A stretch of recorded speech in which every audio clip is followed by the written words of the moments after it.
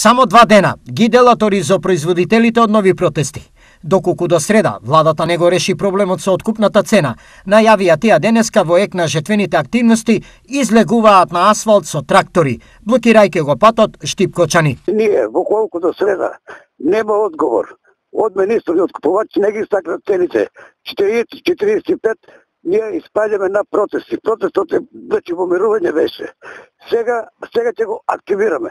Доколку нема барем некој сигнал дека ќе почнат да откупуваат. Ево и откупуваат по 22 до 24 dinara те откупа за оризот. Ние сме ставили во безидејна ситуација.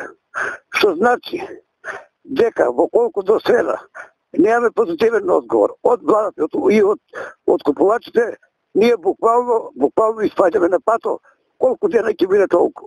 Во моментов, цената на белиот ориз на пазарот е помеѓу 80 и 90 денари, па сегашната откупна цена од само 27 денари за нив не е екзистенцијална.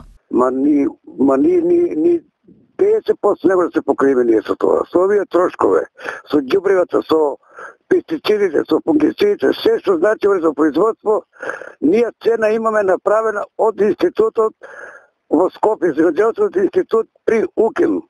Тие е кажатека производна цена. Ние не бараме ни помалку ни повише. Бараме 30% од производната цена само повеќе да покачат, ништо друго. Претходно на барањата од производителите, владата понуди 3 денари по килограм, а одлуката ја соопшти и министерот Љупчо Николовски. Со низа мерки и политики секако дека даваме силен акцент на оризопроизводството, па еве на наша иницијатива и легислативата се менува се со цел да стане стратешка култура која што ќе биде откупувана и од страна на стоковите резерви.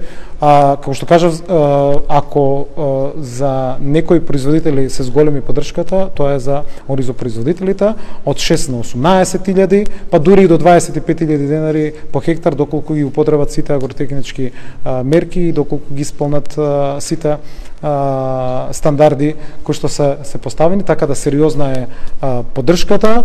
Проблемот со откупната цена на оризот ги надминува нивните барања. И тоа е проблем за градот и општината, изјави кочанскиот градоначалник Љупчо Папазов. Проблемот го чувствуваме сите ние во општината. Тој рефлектира не само незадоволство, но загрозена екзистенција на земјоделците, разочараност и повод за иселување на младите, но и необработени земјоделски површини. Изјави кочанскиот градоначалник Љупчо Папазов. Годинава, оризопроизводителите во Кочанско очекуваат принос помеѓу 5 и 6 тони по хектар, што значи престојат нови 24.000 тони арпа или 12.000 тони бел ориз.